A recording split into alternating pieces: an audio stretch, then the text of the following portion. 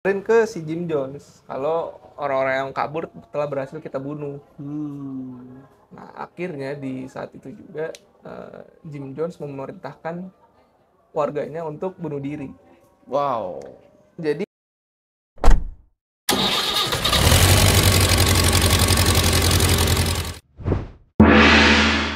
Hey ho warga, balik lagi bersama gua Jul di segmentasi dari halaman menuju dunia. Nah, sebelum kalian menyaksikan video ini sampai akhir, jangan lupa untuk subscribe dulu, terus tinggalin likes-nya, komentar juga boleh, Boleh nggak banget. sih, buat discuss ya. buat discuss. Dan jangan lupa untuk share kemana-mana, biar kisah yang akan kita bawakan atau tragedi atau peristiwa apapun itu bisa diketahui oleh orang lebih banyak lagi. Kayak gitu. Nah, kira-kira kali ini kita mau ngebahas tentang apa, Pit? Balik lagi kita. Nggak, itu videografer kita ini. Biar. Oke, balik lagi kita bakal ngebahas peristiwa yang berkaitan dengan tahun 70-an. Oke. Peristiwa yang terjadi di tahun 70-an berarti ya. Ada mobil truk. Kayak orang mabok lo ngomongnya. Lo. Ada mobil truk soalnya. Lebih dikencingin lagi. Oh iya. Ada flu ya saya ya. Oke. Covid. Aha. Amin. Jangan dong. Nah, peristiwa yang bakal dibahas sekarang adalah Jonestown Massacre. Oke. Jonestown Massacre itu Masa cere ya? Masa cere. Tahu nggak artinya apa? Pembantaian. Yes. Massacre kan? Massacre, yes. Massacre dibacanya ya? Oke. Pembantaian sih, cuman pembantaian tapi voluntary pembantaiannya. Wah, menarik kan? voluntary. Jadi instead of massive killing, shooting gitu, ini dia mengajak orang-orang untuk bunuh diri. Wow, ngajak orang untuk bunuh diri. Apakah dia terlibat ke dalam sekte? Jangan dijawab dulu. Oke, segitu aja introduce-nya. Kita masuk ke bab pertama, membahas tentang latar belakang siapa di balik nama Jonestown.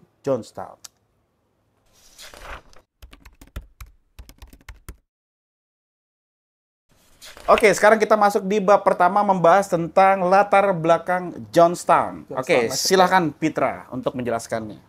Baik, terima kasih kepada Bapak Jul Sejarah dan teman-teman kelompok 1-5. Saya akan menjelaskan tentang Jim Jones. Jim Jones ini, beliau adalah kepala dari sekte Jones yang tadi dibahas ya, Jonestown. Nanti sektenya dibahas berikutnya lah. Kita bahas si Jim Jones-nya dulu nih. Siapa nih orang nih? Kenapa dia bisa bikin sekte? Apa yang melatar belakangi pemikiran dia untuk bikin sekte ini? Sampai akhirnya dia pindah ke Guyana dan sebagainya. Jadi nama panjangnya dia adalah James Warren Jones. Beliau adalah keturunan Irlandia Wales ya. Irlandia Wales.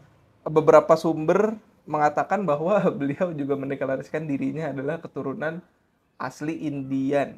Wow. Tapi Ireland sama Wales tadi. Nah, di keterangan itu juga dijelasin kalau belum ada bukti yang membackup omongannya dia. Belum ada tes DNA-nya juga ya? Kalau teman-teman lihat di Google sih ya, nanti ada gambarnya Pak, di Jul Sejarah ngasih ini. Orangnya sih kulit putih. Nggak kelihatan ada Indiana. Ras merahnya itu nggak kelihatan ya? Oke. Kelihatan orang-orang Irlandia bener. Gitu dah. Masa kecilnya dia itu, dia punya ketertarikan sama komunisme. Ada motor berisik banget. Bentar, tapi dia domisilinya itu di mana? Beliau itu tinggal di lahirnya di Indiana. Oh, berarti Amerika Serikat ya? US. Beliau ini asli Krete, Indiana. Jadi domisilinya di US. Kecilnya dia itu, bapaknya itu tentara pejuang Perang Dunia Pertama buat US justru ya. Berarti memang si Jonestown ini sejak kecil di Amerika Serikat. Namanya James. James ya, oke. Berarti si James ini sejak kecil dari udah di Amerika Serikat. Walaupun dia keturunan dari Ireland. Dia sebenarnya keturunan Amerika apa Ireland atau Wales sih? Tadi di sini tulisannya ada darah Irlandia sama Wales. Darah. Cuman dia emang lahirnya di US. Cuma kita nggak tahu nih darahnya keberapanya nih. Berapa ya kita nggak tahu sih. Intinya dia bilang keturunan Ireland dan keturunan Irlandia Wales. Lahirnya sih emang di sini. Bokapnya di sini. Di Ciracas. Gila. Ciracas, bro. Aduh, ngeri juga. Ciracas ternyata masuk di Amerika Serikat, cuy. Gokil. Gile. Ya, boleh lanjut ya. Lanjut. Jadi dia punya ketertarikan sama ideologi komunisme. Oke. Padahal konteks domisilinya di Amerika Serikat Padahal yang dia dimana adalah banyak orang orang tahu liberalisme, kapitalisme itu kan tumbuh kembangnya di Amerika Kembangnya Serikat ya, Nah, gitu. menarik. Kenapa? Karena jadi dia ini Kejutan rambut. Lanjut, rambut siapa nih gue? Aduh. Jadi dia ini masa kecilnya itu diisi sama hal-hal yang berbau kesulitan gitu, kemiskinan, kemudian kesengsaraan. Jadi orang tuanya veteran perang, ibunya ini gue baca di salah satu media kabar nih, katanya ibunya ini nggak punya feeling keibuan dalam tanda kutip. Artinya ibunya ini kayak apa ya, sering ninggalin dia gitu di rumah gitu, nggak pernah dikasih makan apa. Jadi dia tinggal sama keluarganya yang lain, tante dan omnya. Terus ya dari tinggal sama mereka dia dapat apa ya, pencerahan secara agama gitu ya. Jadi dia akhirnya didekatkan dengan agama.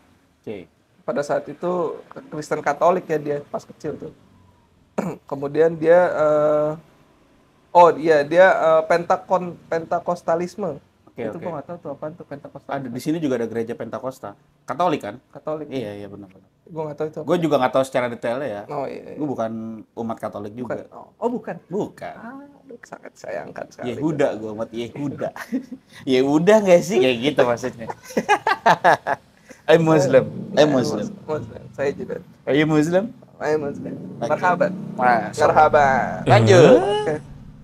Ya jadi ya James Jones itu tumbuh besar di era Great Depression lah, bisa dikatakan. Secara literally dan memang secara metaphorically, karena memang di era tersebut Amerika juga lagi ada Great Depression. Ya, krisis yang dialami dari beberapa faktor ya, baik itu perang, terus konteks yang persaingan antara Amerika Serikat dengan Uni Soviet di Perang Dingin, ya kan? Ya, jadi dia tumbuh kembang di era tersebut gitu, era susah. Nah, jadi dia pas kecil itu tinggal bersama kelompok Pentecostal Church ya. Sampai pada akhirnya dia tumbuh dewasa masih dalam naungan tersebut. Nah, dia pas kecil punya ketertarikan sama komunisme. Dia itu sering baca buku-buku aliran kiri. Oke. Contohnya Karl Marx itu apa sih? Das Kapital. Kemudian Manifesto Komunis termasuk juga ya. Dia juga suka sama Joseph Stalin. Wow. Berarti komunis itu komunis Rusia ya? Iya. Bahkan dia juga mempelajari bukunya Adolf Hitler, Mein Kampf. Oh. Nah, terus sebagai apa? Sebagai pembandingnya kali ya dia membaca Mein Kampf ya. Mungkin sebagai referensi dia untuk karena kedepannya dia bakal jadi sosok yang progresif, menarik. Oke. Menurut dia kan? Menurut dia. Terus dia juga bilang sama, jadi dia kemudian ya tumbuh dewasa dengan pemikiran yang cukup kiri. Terus dia bilang ke istrinya one day bahwa Mao Zedong itu adalah pahlawan gua. Wow. Dia memang sangat mencintai ide. Termasuk Ho Chi Minh nggak dia bilang? Enggak. Soekarno? Mao Zedong. Ya? Mao Zedong. Dan Aidit? Enggak. Iya, oke, sorry. Nah, lanjut ya. Gitu. Jadi memang dia punya latar belakang kecintaan dengan ide kiri. Bahkan ya sampai dia dewasa dia ada salah satu quotes yang menarik. Apa tuh? Mana quotesnya? Oh bukan, Neng. Salah. Capailah cita-citamu serendah mungkin. Salah. Oh iya, dia selain suka sama ide kiri, dia juga bocil kematian. Apa tuh? Jadi dia seneng banget sama yang namanya kematian. Selain dia orang yang religius, dia suka banget sama ide-ide tentang kematian gitu. Gue gak, kayak gimana ya? Kayak emo kali ya, anak emo. Cringe gitu ya, Kak. Cringe sih, kayak apa ya? Kayak, anjir, death metal. Kok death metal? Belum ada. Gue udah buat death metal nih. Wah, parah banget loh. Udah. Karena dia itu sering ngeprank di gerejanya. Oh. Iseng dia dulu. Dia sering ngeprank. Contoh konkretnya apa? Ngeprank kayak gimana? Jadi dia pernah ngebunuh salah satu kucing pakai pisau pada saat ada funerals. Pengorbanan. Prank gitu kan. Terus kenapa dia ngelakuin itu? Biar dia dapat, biar anak-anak yang datang ke sono pada takut gitu Sama dia. sama dia. Takut buat datang ke funeral, gitulah. Salah satu contoh. Terus dikecam sama pecinta kucing dan pecinta hewan nggak? Betul, akhirnya dia diundang juga di podcastnya Panji Pragiwaksono. Oh my god. Tuh. Dia cukup inilah bocil-bocil kematian suka ngeprank gitu, bahkan dia itu sering menganggap dirinya itu pas kecil ya Iya. diarahin sama Angel of Death, Shinigami. Shinigami. Waduh. Itulah. Ya, aneh lah. Memang orangnya aneh, rada-rada weird ya gitu. Dan dia tapi di sisi yang lain punya simpati terhadap tetangga-tetangganya yang miskin juga gitu. Oke. Ya dari ideologi komunismenya dia itu mungkin lahir dari situ ya. Makanya, jadi punya banyak karakter dia. Iya, menarik dia nih orang nih.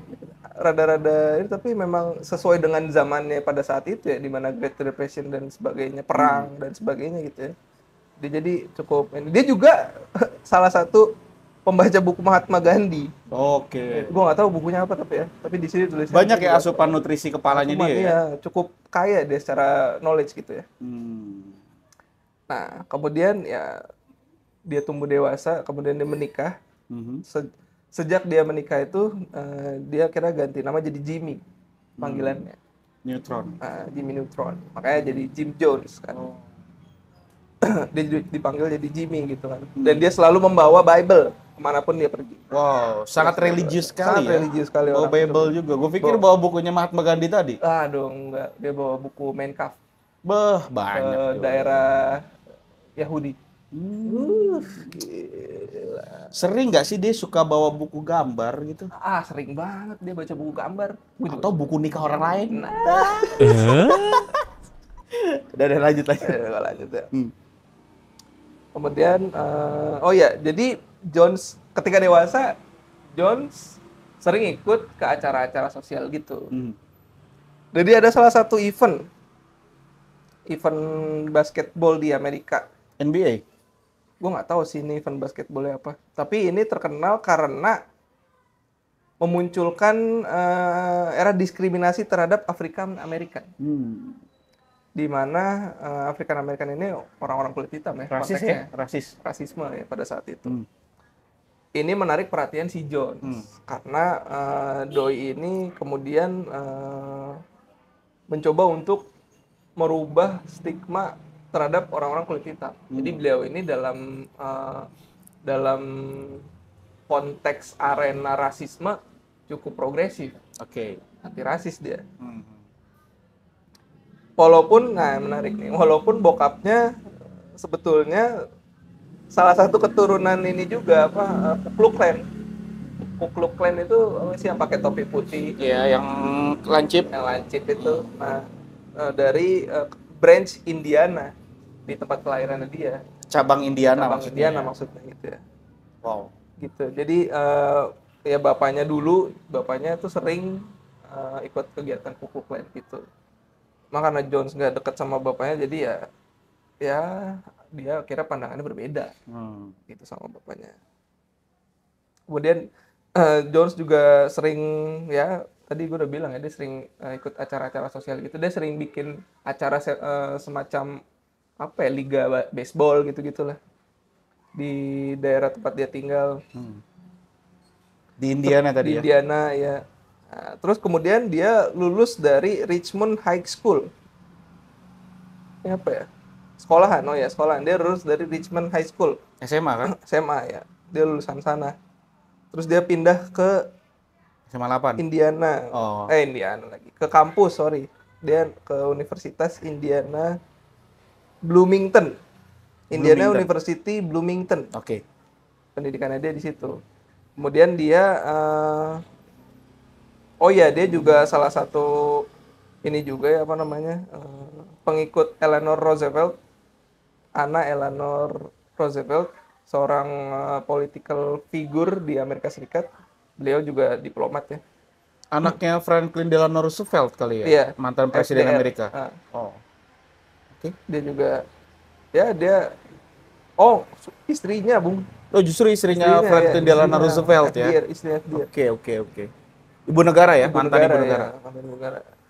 Dan setelah dia eh, kuliah, dia mulai benar-benar support ide komunisme. Benar-benar kayak gue sangat setuju dengan ide ini. Gue bakal ikutin ide ini sampai kapanpun. Oke, sip. Kalau gitu kita stop dulu. Kita beranjak ke bab kedua.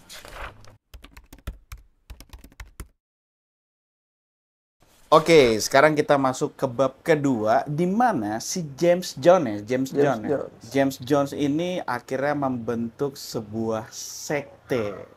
Ini menarik nih buat orang-orang yang suka banget sama persektean. Ini sekarang kita bahas di bab kedua. Silakan, Bin. Oke. Jadi ya tadi kita udah cerita tentang sejarah tokohnya ya, si Jim Jones. Iya. Sekarang kita move on ke, wah anjir, gue kira cowok kupu-kupu terus. Jadi Nah, lanjut. videografer juga itu. Oh, iya. Kita lanjut ke pembahasan tentang gimana Jonestown Massacre ini terjadi dari mulai pembentukan sektenya.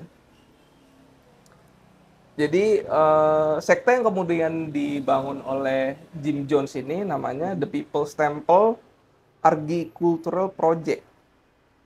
Nama informalnya Jonestown. Ya, jadi awalnya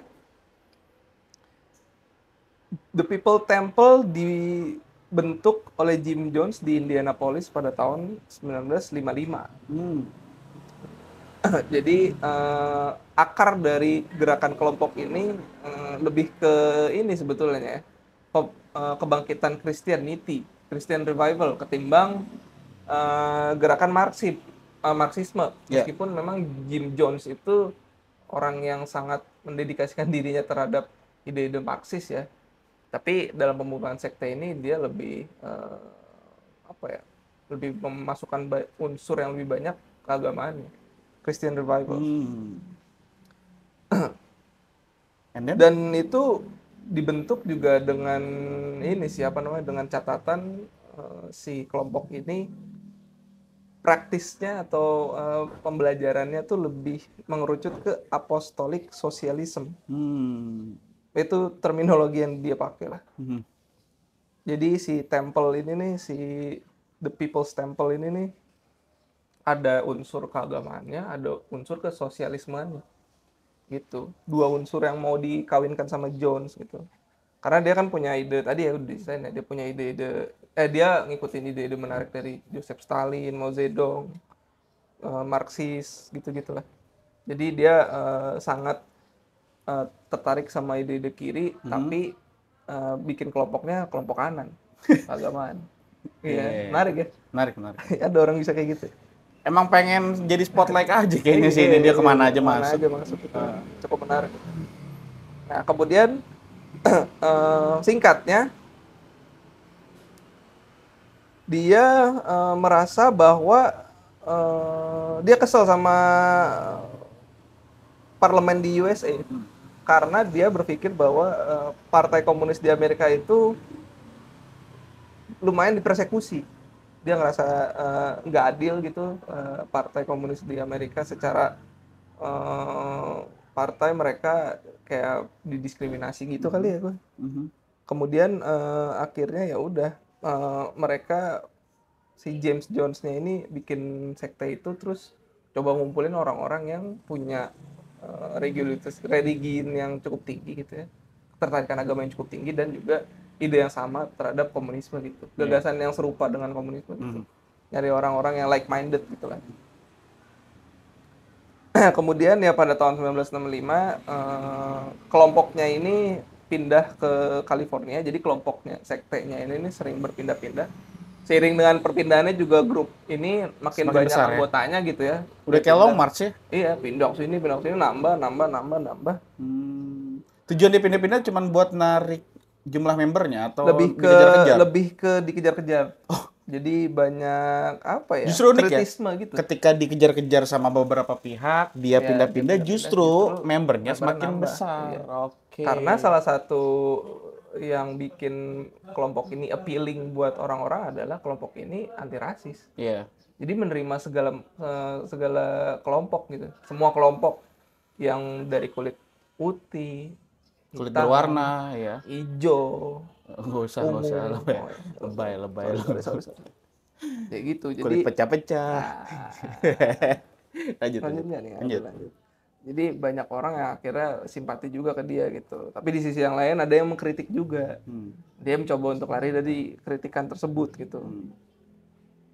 Kemudian ya pada akhirnya pada tahun 1975 ya.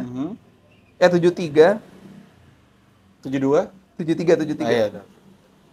Si kelompoknya ini, The Temple of People ini memutuskan untuk membentuk misi agrikultural di Guyana. Guyana, sorry. Guyana itu Guyana. adalah sebuah negara yang terletak di Amerika bagian tengah. Oke. Ntar nanti gua kasih benderanya nih di sini. Bendera sama tempatnya di mana gitu. Iya, tuh. Gitu. Sebelumnya dia milih pulau kan, mau di Kanada, Karibian atau di Kepulauan Barbados, or Trinidad atau di mana lah gitu. Sebelumnya akhirnya setelah akhirnya mereka memilih Guyana. Oke. Terus ini banyak banget infonya ya. Gue persingkat aja. Oke. Jadi grup ini awalnya dibentuk karena sekte keagamaan, tapi pada akhirnya jadi grup sosialis. Setelah akhirnya bikin misi agrikultural tadi itu.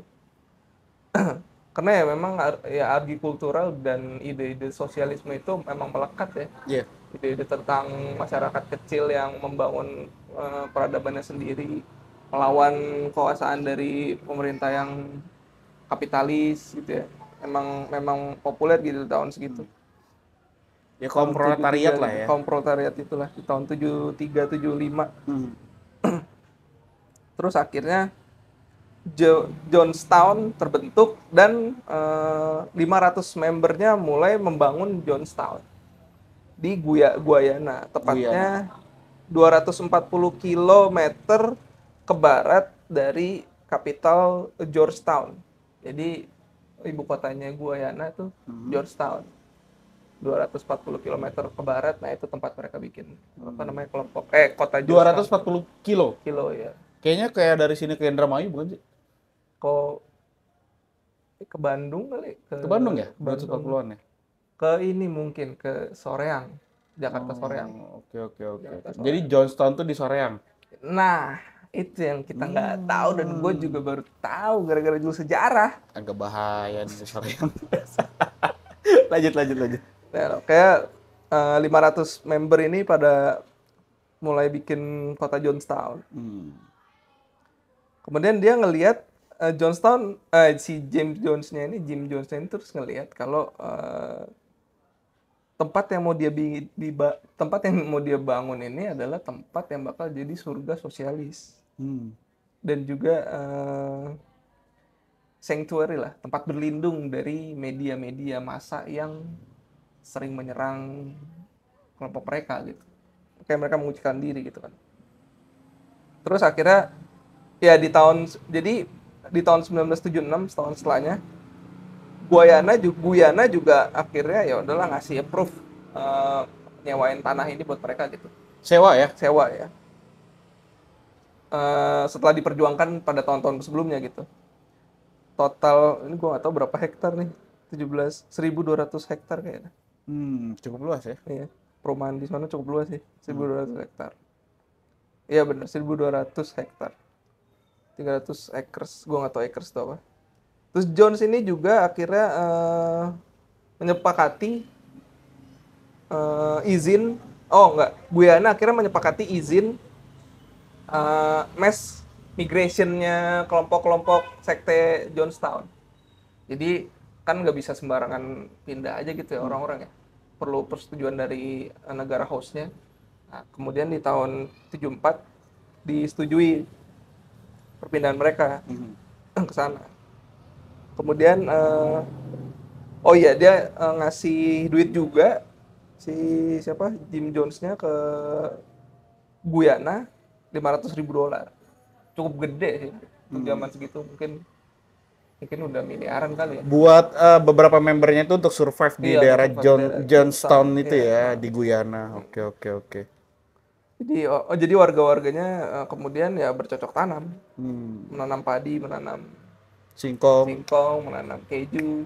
Nanam investasi juga nggak kira-kira? Nah, mereka akhirnya naruh duit di Bibit. nah, Tidak dipromoin. ngapain ngomong gitu? Iya, Jual makanya. sejarah, jual Ya sejarah. udah, oke.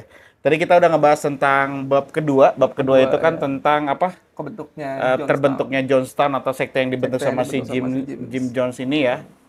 Sekarang kita masuk ke bab ketiga.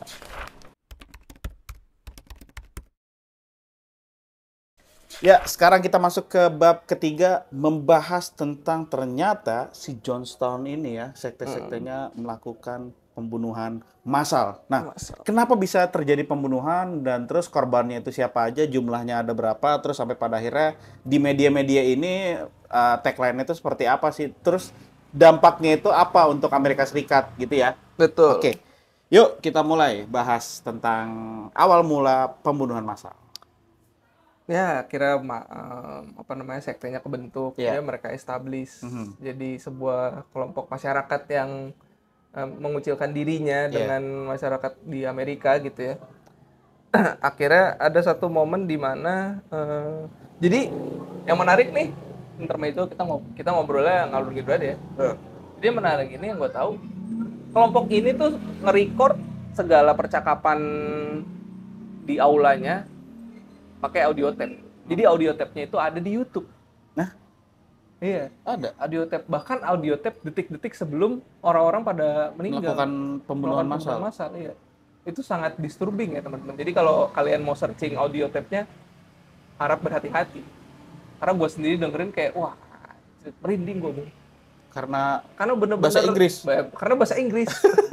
Kalau gue sih ngerti ya, kalau lu merinding karena nggak ngerti mungkin. Enggak, justru kalau gua merinding tuh digelitikin. Sampai yang pengen bunuh. Enggak. Lanjut. Ya, jadi baik lagi ke pembahasan sebelumnya, mereka jadi society yang berkembang. Ada satu momen di mana ada orang yang pengen pulang dari sono, jadi ceritanya. Jadi sempat ada beberapa media-media yang mau liput kota Johnstown ini. Media yang meliput ini kaget sebetulnya karena banyak orang yang ngerasa gue nggak mau pindah gitu pas di interview. Tapi ada satu penduduk yang ngasih surat secara diem-diem ke salah satu kameramen interviewnya itu. Wow. Tulisannya itu tulisan dari kertasnya itu, tolong bantu kami untuk pulang. Terus ya udah kertasnya jatuh.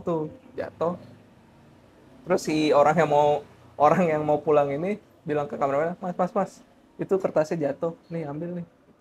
Terus ada yang nyepuin, anak bocah nyepuin. Dia ngasih surat gitu. Akhirnya dibikin masalah lah. Terus dikumpulin lah orang-orang ke dalam satu aula gitu. Dikumpulin terus disidak gitulah. Ini apa nih? Maksudnya tulisan di kertas ini bilang kalau ini orang pada pengen pulang. Oh, jadi kertas itu diambil si bocil tadi? Diambil sama bocil, diambil sama kameramen, sama kru dari media. Terus kru dari media ini nyidak si Jim Jones.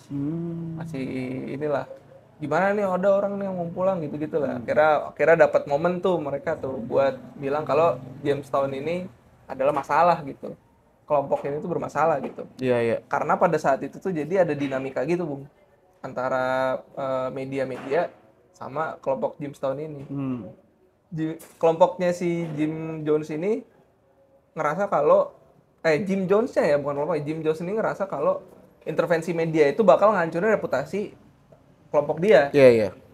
Sedangkan media ngerasa kalau Jim Jones ini bikin sekte yang dimana isinya orang-orang terpaksa mau ikut karena kemiskinan kah, karena racial abuse lah. Dan orang-orang ini juga sebetulnya ngerasa kalau mereka ini pengen pulang kalau menurut media. Makanya ada kayak apa ya, kejar-kejaran kucing tikus gitu lah.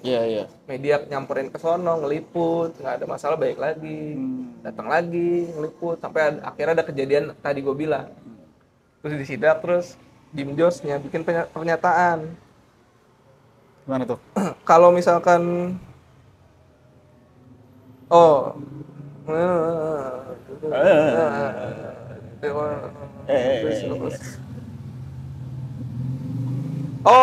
sorry, salah. Media yang datang ini bareng sama kongresmen Amerika, gue lupa. Kongresmen Amerika itu namanya siapa ya, gue lupa. Ya pokoknya kongresmen yang datang ini juga salah satu orang yang khawatir sama situasi di Jamestown. Nah, surat itu ditujukan untuk kongresmennya. Akhirnya disidak lah sama kongresmennya tuh, kelompok itu tuh. Terus ya udah pokoknya semenjak itu, singkatnya ya. Akhirnya pihak dari Amerika Serikat ini pengen untuk memulangkan orang-orang di Jamestown. Pada sepakat lah akhirnya. Terus ada 11 member dari Jonestown yang ngerasa kalau kita cabut dari tempat ini tuh bahaya juga gitu. Ini pada tanggal November 18 tahun 1978. 1978 ya. Sip. Pas masuk ke prosesi pembunuhan masalahnya gimana tuh? Kita langsung mulai masuk ke sana. Kita ke sana ya. Karena udah malam juga nih. Iya. Awalnya jadi delegasi yang dikirim sama pihak Amerika ini, kongresmen tadi ini ditembakin. Di lanut udara Kaituma. Berarti landasan udara-udara ya? Udara-udara. Oh iya. Lanut Kaituma, sorry. Kaituma, oke. Nah, footage-nya itu kerekam, Bung. Jadi ada rekamannya dari NBC soalnya kan. Soalnya yang ngeliput TV. Oh iya, benar. Sampai ada hari ini pun ada di masih YouTube. Ada di YouTube. Wah, gokil. Jadi kameramennya tuh panik ya, karena tiba-tiba ada mobil masuk, merengsek masuk bawa senjata. Terus dia naruh kameranya di pinggir. Pas banget angle-nya ngeliatin orang-orang ini turun dari mobil, bawa senjata. Bahkan sampai akhirnya nembak-nembakin orang-orang yang di pesawat. Kalau nggak salah tuh ada satu orang yang berhasil kabur beserta pilotnya ya. Jadi ada 2 pesawatnya mah kabur berhasil gitu. Cuman sisanya mati ditembak. Bahkan reporternya juga meninggal ditembak. Yang nge-shoot itu. Dia yang nge-shoot itu. Dan kongresnya pun ditembak mati di sana. Terus si recordingnya gimana? Kenapa bisa pada masih ada sekarang? Karena nggak ketahuan kameranya di mana. Orang-orang itu nggak tahu yang nembakin. Dan orang-orang yang nembakin ini balik lagi ke Jonestown. Mereka balik lagi ke Jonestown untuk ngabarin ke si Jim Jones kalau orang-orang yang kabur telah berhasil kita bunuh. Nah, akhirnya di saat itu juga Jim Jones memerintahkan warganya untuk bunuh diri. Wow. Jadi dengan cara menyuntikkan cairan sianida lah, pakai sianida disuntikin gitu lah. Bentuknya suntikan ya. Medianya banyak anjir. Chemicalnya banyak. Wow. Dan si Jim Jones-nya juga akhirnya bunuh diri juga dengan menembakkan pistol ke kepalanya. Iya. Pada akhirnya Jim Jones itu nyebut kalau ini tuh suicidal apa ya, gue searching bentar deh, suicidal. Jadi bunuh diri ini adalah bentuk penembusan dosa gitu. Karena sudah membunuh beberapa orang tadi. Enggak, karena mereka udah pernah hidup di dunia ini. Wah, cukup aneh pikirannya, gue juga nggak paham gitu apa yang ada di kepalanya dia aja. Brainwashing-nya tuh hebat juga gitu, ya. Sampai pada akhirnya ada jumlah berapa? 500 orang yang ikut. Nambah sampai akhirnya 900. Wow. 900 orang. Gitu. Ini terjadi di tahun 1978. Oh my god. Jadi total korbannya tuh ada 914. 914. Ada 4 orang yang berhasil kabur dan ngumpet. Gitu. Dan pada akhirnya mereka-mereka yang masih hidup inilah yang melaporkan kejadian tersebut. Iya. Dijadikan saksi ya. Saksi, dokumentasi dan sebagainya. Dan salah satu orang yang hidup ini anaknya si Jim Jones. Oh alah. Karena dia tuh sakit. Kena brainwashing dari bapaknya nggak? Kena. Cukup trauma juga dia. Oke. Ada beberapa interviewnya juga dia di YouTube. Teman-teman bisa cek. Gimana tuh? Namanya siapa ya? Gue lupa. Ya kayak gimana bentuk interviewnya? Oh, yang gue inget ya. Jadi ada reporter yang wawancarain si anaknya ini, terus anaknya ini bilang ke reporternya. Tapi ini pas sudah dewasa ya. Ini interviewnya tuh tahun 90-an. Oke. Jadi dia bilang ke reporternya, gue pengen di tempat terbuka biar gue nggak nangis di tempat. Dia bilang gitu. Pas reporternya datang di kafe buat interview, si anaknya Jim Jones ini tetap nangis. Oh iya. Karena memang traumatis tadi ya. Traumatis. Oh my god. Ya udah oke. Biar nggak lebih mendalam lagi traumatisnya, kita langsung recap aja di bab selanjutnya.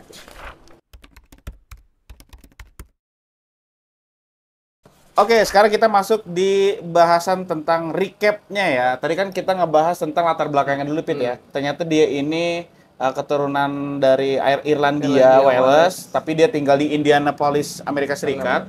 Cuma katanya merasa juga kalau dia keturunan Indian ya, ras merah gitu. Ngakunya. Terus ternyata orang tua dari si James John, siapa tadi? Jim James. Jim Jones. Jim Jones.